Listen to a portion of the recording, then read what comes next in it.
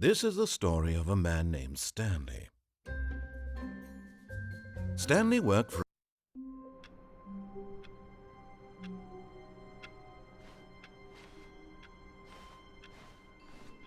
all of his co-workers were gone. What could it mean? Stanley decided to go to the meeting room. Perhaps he had simply missed a memo.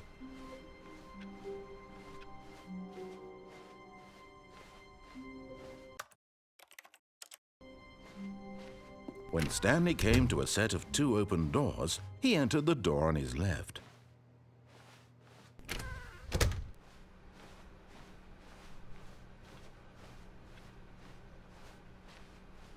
Yet there was not a single person here either. Feeling a wave of disbelief, Stanley decided to go up to his boss's office, hoping he might find an answer there. Coming to a staircase, Stanley walked upstairs to his boss's office.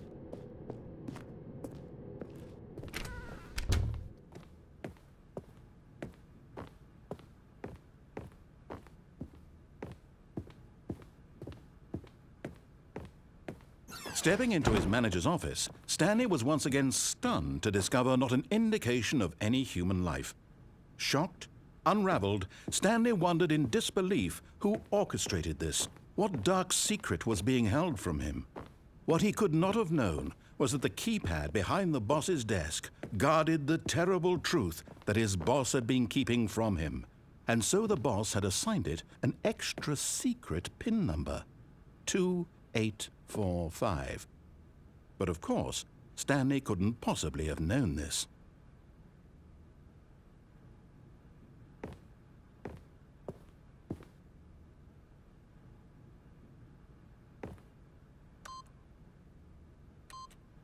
Stanley just sat around twiddling his thumbs.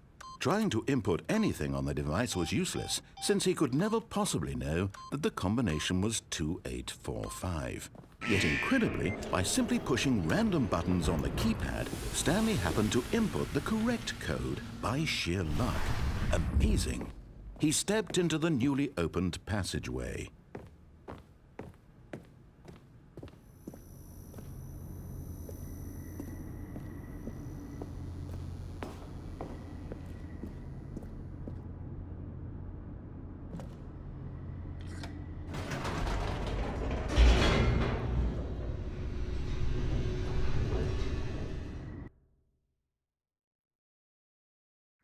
Descending deeper into the building, Stanley realized he felt a bit peculiar. It was a stirring of emotion in his chest, as though he felt more free to think for himself, to question the nature of his job.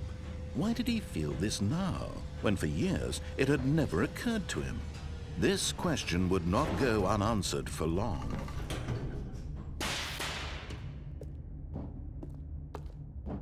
Stanley walked straight ahead through the large door that read Mind Control Facility.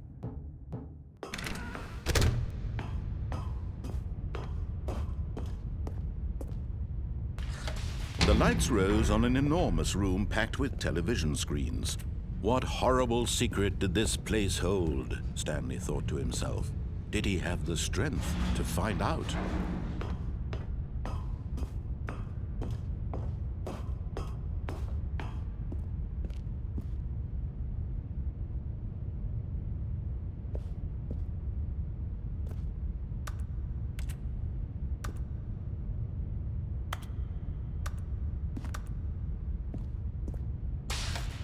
Now the monitors jumped to life, their true nature revealed. Each bore the number of an employee in the building, Stanley's co-workers. The lives of so many individuals reduced to images on a screen, and Stanley, one of them, eternally monitored in this place where freedom meant nothing.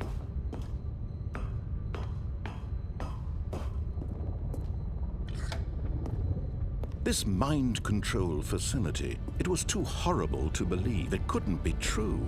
Had Stanley really been under someone's control all this time? Was this the only reason he was happy with his boring job? That his emotions had been manipulated to accept it blindly? No, he refused to believe it. He couldn't accept it. His own life in someone else's control? Never! It was unthinkable, wasn't it? Was it even possible? Had he truly spent his entire life utterly blind to the world?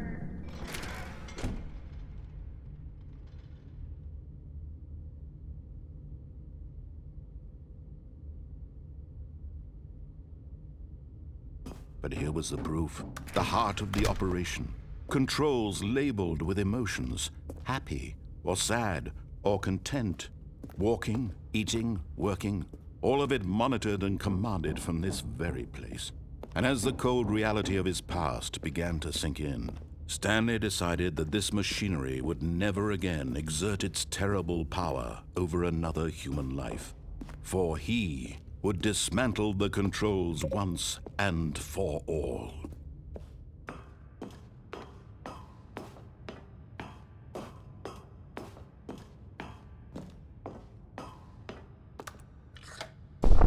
Oh, Stanley, you didn't just activate the controls, did you?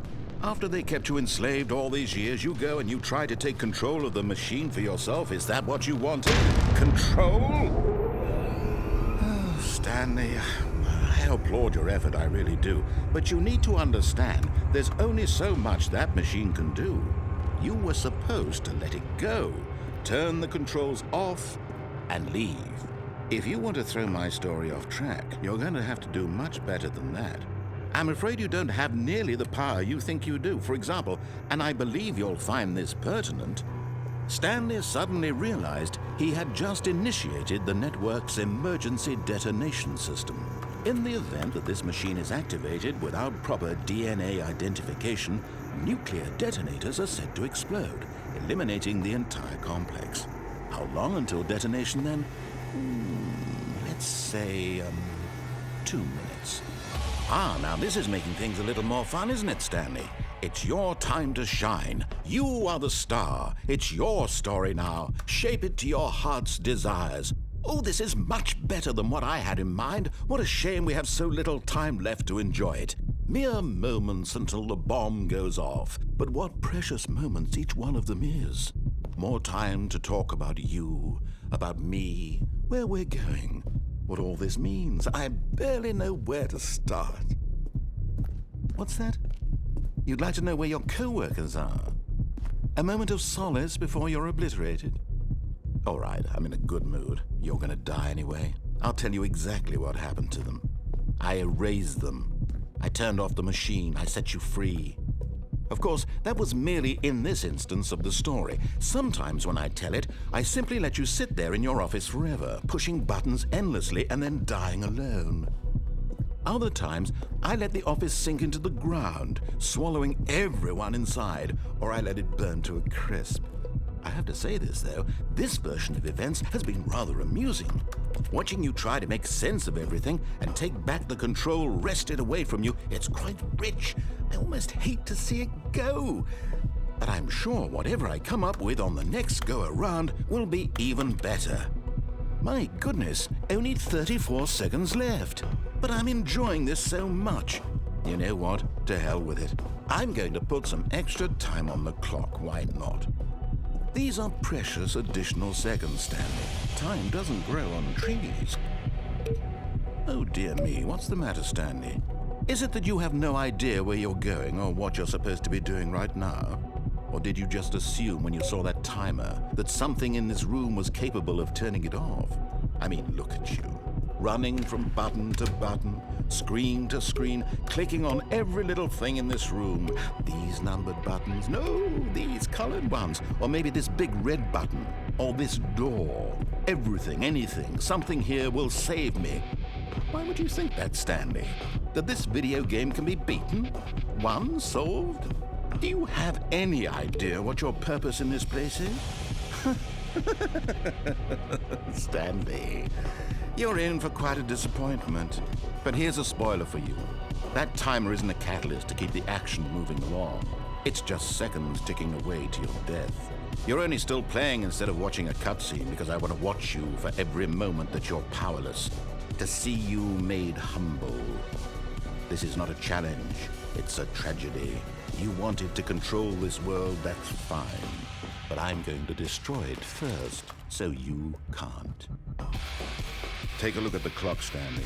That's 30 seconds you have left to struggle. 30 seconds until a big boom and then nothing. No ending here, just you being blown to pieces. Will you cling desperately to your frail life, or will you let it go peacefully? Another choice. Make it count, or don't. It's all the same to me, all a part of the joke. And believe me, I will be laughing at every second of your inevitable life from the moment we fade in until the moment I say, happily ever after.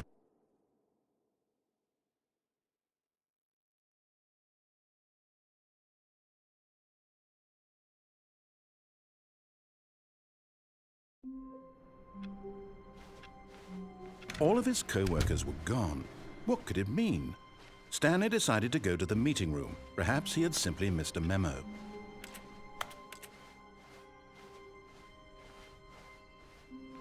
When Stanley came to a set of 2 open doors, he entered the door on his left. This was not the correct way to the meeting room, and Stanley knew it perfectly well. Perhaps he wanted to stop by the employee lounge first, just to admire it. Ah, yes, truly a room worth admiring.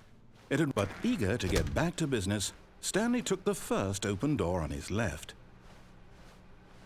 And so he detoured through the maintenance section, walked straight ahead to the opposite door, and got back on track. Yet there was not a single person here either. Feeling a wave of disbelief, Stanley decided to go up to his boss's. Coming to a staircase, Stanley walked upstairs to his boss's office. But Stanley just couldn't do it. He considered the possibility of facing his boss. Admitting he had left his post during work hours, he might be fired for that. And in such a competitive economy, why had he taken that risk? All because he believed everyone had vanished? His boss would think he was crazy.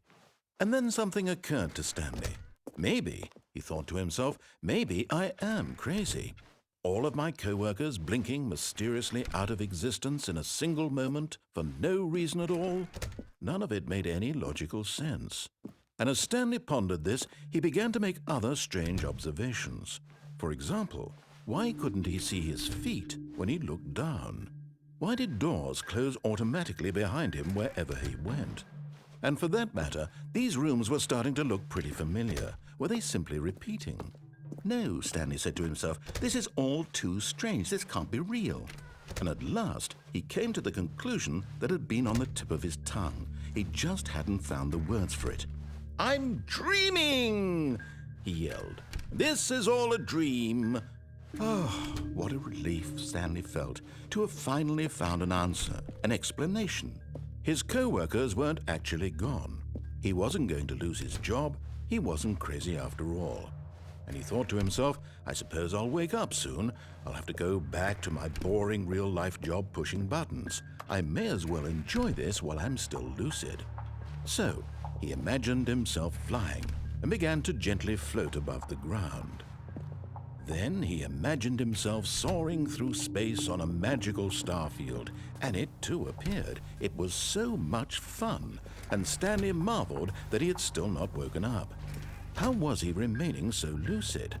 And then perhaps the strangest question of them all entered Stanley's head. One he was amazed he hadn't asked himself sooner. Why is there a voice in my head dictating everything that I'm doing and thinking? Now the voice was describing itself being considered by Stanley, who found it particularly strange. I'm dreaming about a voice describing me, thinking about how it's describing my thoughts, he thought. And while he thought it all very odd and wondered if this voice spoke to all people in their dreams, the truth was that, of course, this was not a dream. How could it be? Was Stanley simply deceiving himself, believing that if he's asleep, he doesn't have to take responsibility for himself? Stanley is as awake right now as he's ever been in his life. Now, hearing the voice speak these words was quite a shock to Stanley. After all, he knew for certain, beyond a doubt, that this was in fact a dream. Did the voice not see him float and make the magical stars just a moment ago? How else would the voice explain all that? This voice was a part of himself too. Surely, if he could just... He would prove it. He would prove that he was in control. that this was a dream. So he closed his eyes gently, and he invited himself to wake up. He felt the cool weight of the blanket on his skin, the press of the mattress on his back, the fresh air of a world outside this one. Let me wake up, he thought to himself. I'm through with this dream. I wish it to be over. Let me go back to my job. Let me continue pushing the buttons. Please, it's all I want. I want my apartment, and my wife, and my job. All I want is my life exactly the way it's always been. My life is normal. I am normal. Everything will be fine. I am okay.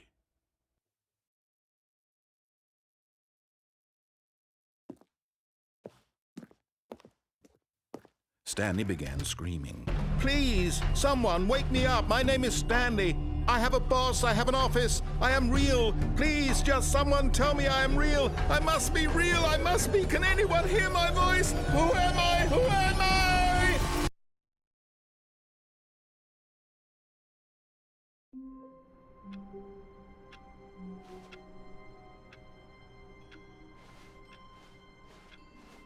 All of his co-workers were gone.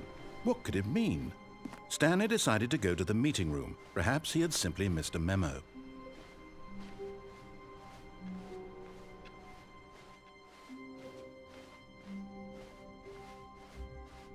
When Stanley came to a set of 2 open doors, he entered the door on his left.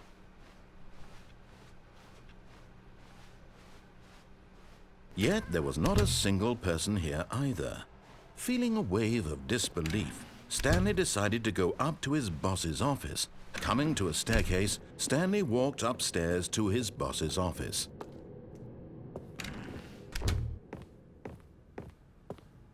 Stepping into his manager's office, Stanley was once again stunned to discover not an indication of any human life. What could it mean? Stanley wondered aloud to nobody. He began wildly tearing through papers on the boss's desk, pulling books off the shelf, looking behind paintings, desperate for clues to his situation. But his attention was caught by a keypad behind the boss's desk. What could its purpose be? In fact, this keypad guarded the terrible secret that lay buried below his feet. And so the boss had assigned it an extra secret PIN number, 2845. But of course, Stanley couldn't possibly have known this.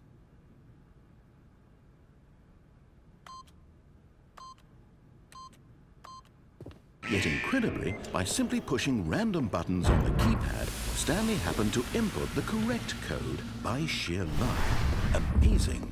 He stepped into the newly opened passageway.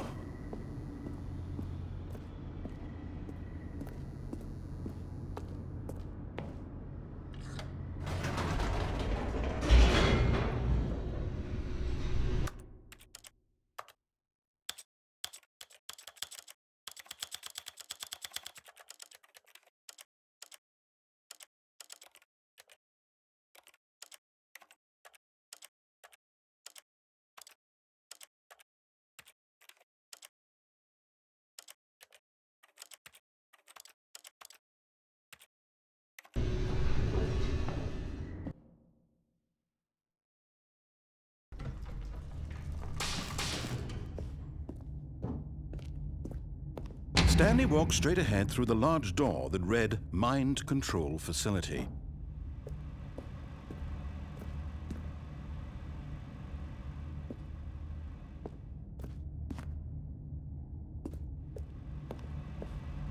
Although this passageway had the word escape written on it, the truth was that at the end of this hall, Stanley would meet his violent death.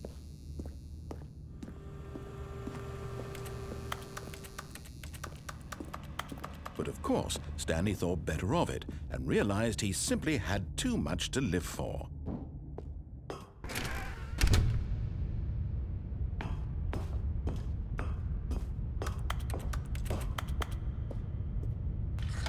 The lights rose on an enormous room packed with television screens.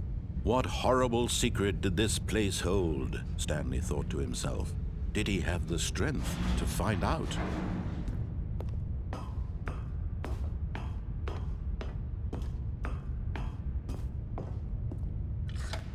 Now the monitors jumped to life, their true nature revealed. Each bore the number of an employee in the building, Stanley's co-workers. The lives of so many individuals reduced to images on a screen, and Stanley, one of them, eternally monitored in this place where freedom meant nothing.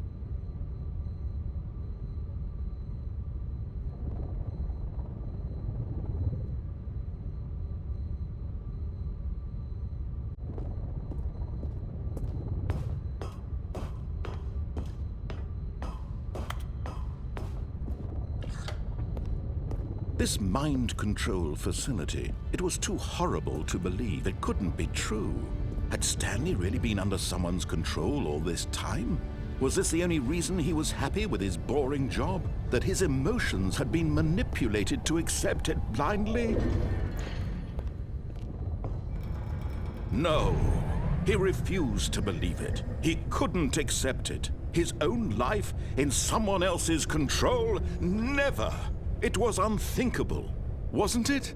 Was it even possible? Had he truly spent his entire life utterly blind to the world? But here was the proof, the heart of the operation. Controls labeled with emotions, happy or sad or content, walking, eating, working, all of it monitored and commanded from this very place. And as the cold reality of his past began to sink in, Stanley decided that this machinery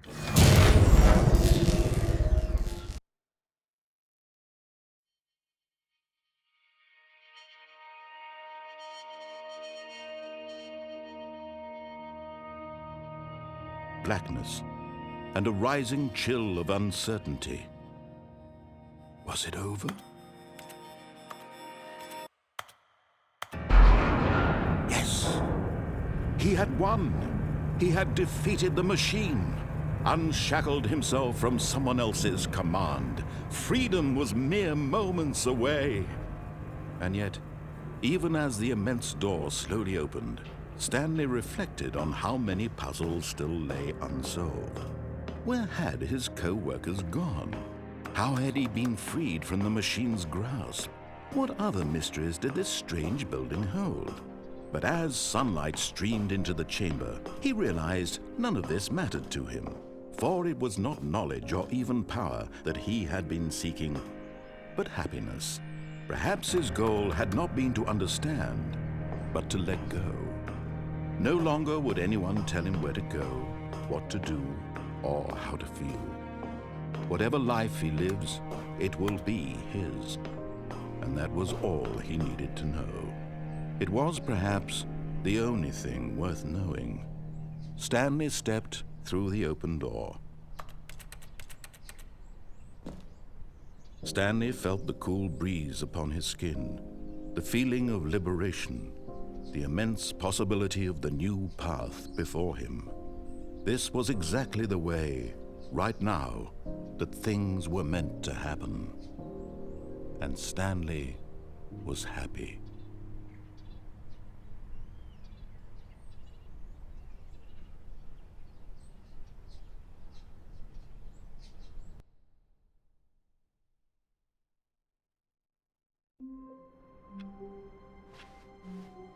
All of his co-workers were gone.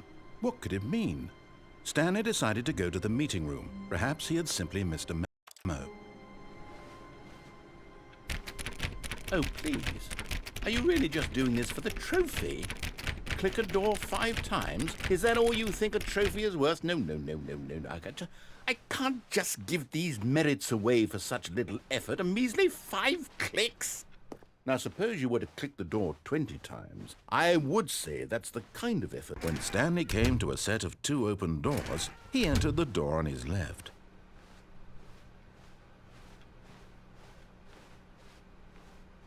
Yet there was not a single person here either.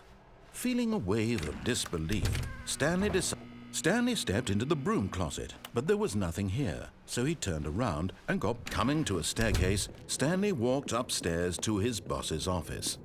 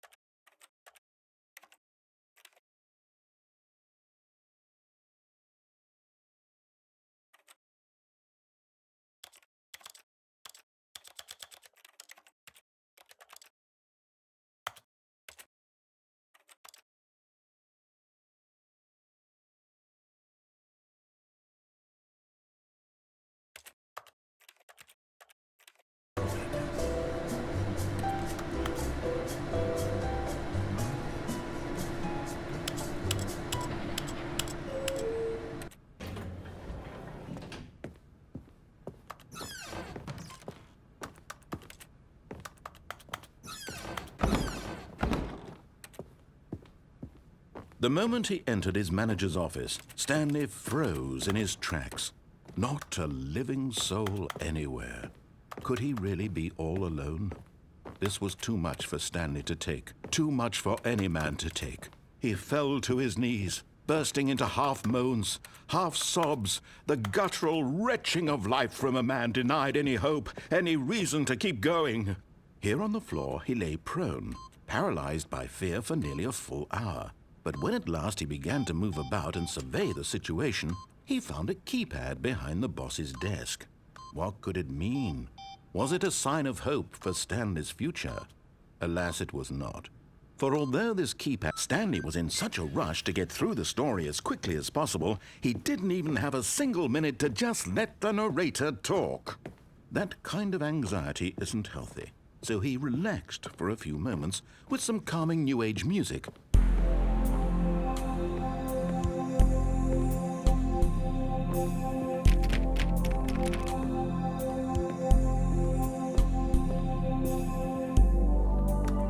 Feeling soothed and rejuvenated, Stanley calmly walked forward into the opened passageway.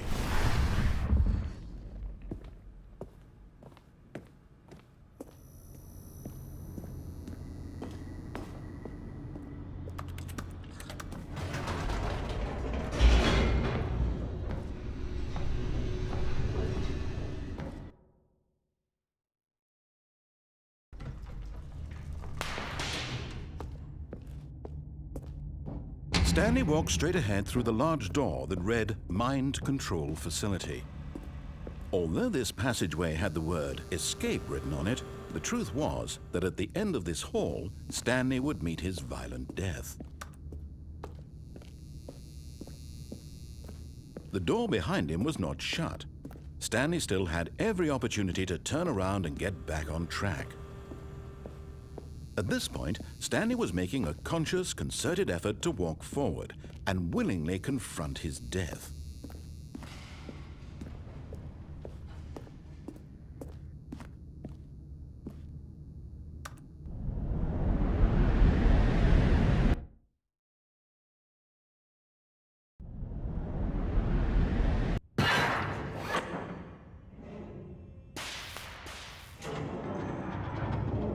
As the machine whirred into motion and Stanley was inched closer and closer to his demise, he reflected that his life had been of no consequence whatsoever. Stanley can't see the bigger picture. He doesn't know the real story, trapped forever in his narrow vision of what this world is. Perhaps his death was of no great loss, like plucking the eyeballs from a blind man. And so he resigned and willingly accepted this violent end to his brief and shallow life. Farewell, Stanley.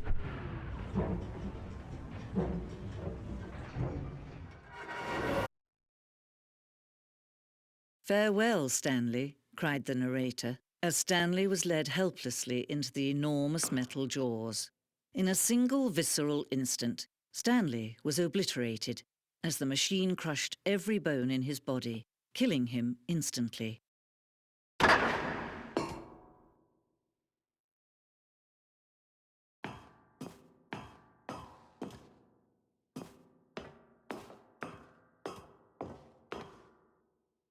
And yet it would be just a few minutes before Stanley would restart the game, back in his office, as alive as ever. What exactly did the narrator think he was going to accomplish? When every path you can walk has been created for you long in advance, death becomes meaningless, making life the same. Do you see now?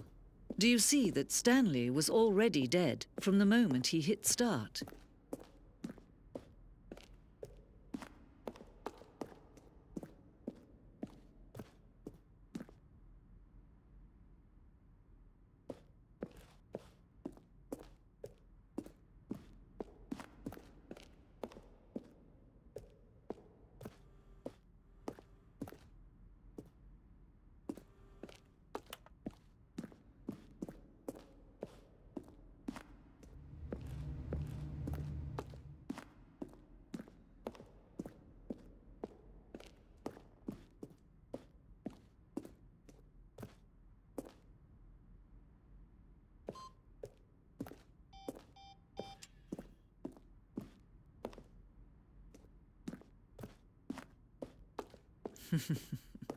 Oh, look at these two. How they wish to destroy one another.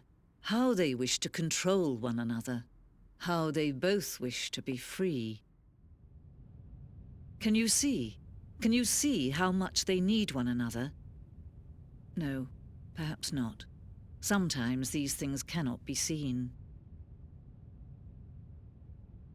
But listen to me.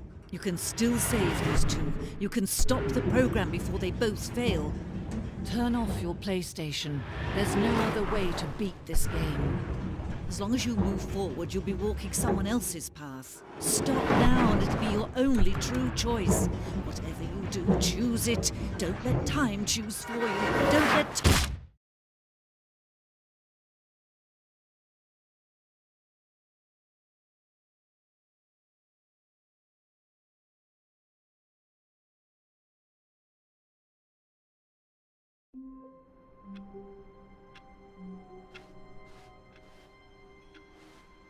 Stanley decided to go to the... Oh, please. Are you really just doing this for the trophy? Click a door 5 times? Is that all you think a trophy is worth? No. I can't just give these merits away for such little effort. A measly 5 clicks?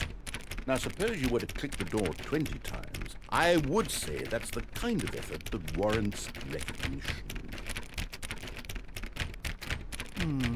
I have to say, I'm still not feeling the satisfaction of witnessing true effort for a noble cause. Perhaps 50 clicks will do it. Yes, almost certainly 50 clicks.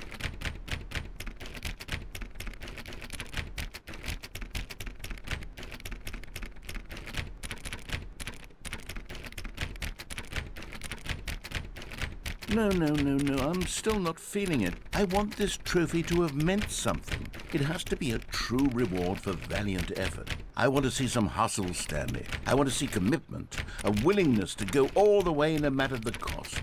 Why don't you go put 20 clicks into door number 417?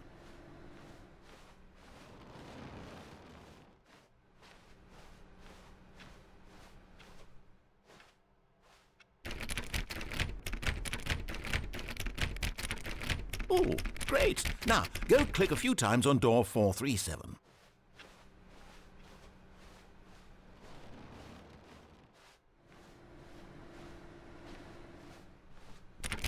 Excellent! I think we're getting somewhere. Now, door 415. Let's give it 10 clicks or so.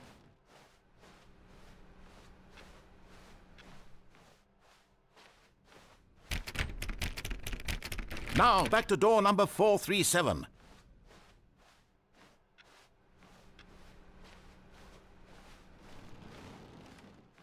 Let's see. How about you click on, well, I don't know, the copy machine?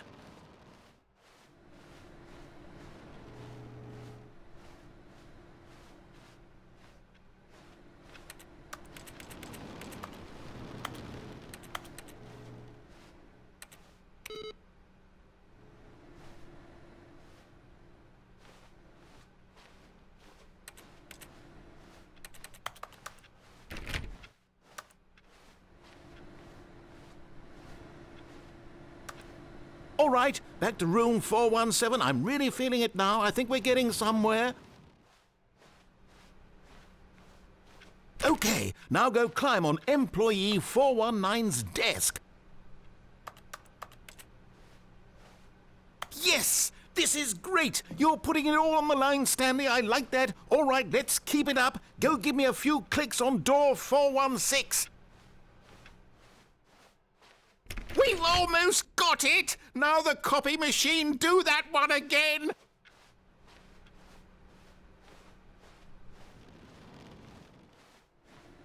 Finish it off, Stanley! 5 clicks on door 430! Yes! We did it! Oh, wow. That felt amazing. Oh, you really earned it, Stanley. Nothing could hold you back. Yes, I'm very proud of how far we've come today.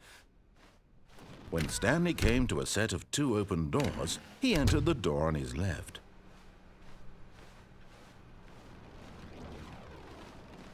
Yet there was not a single person here either. Feeling a wave of disbelief, Stanley Oh, no, not again. I won't be part of this. I'm not going to encourage you. Coming to a staircase, Stanley walked upstairs to his boss's office.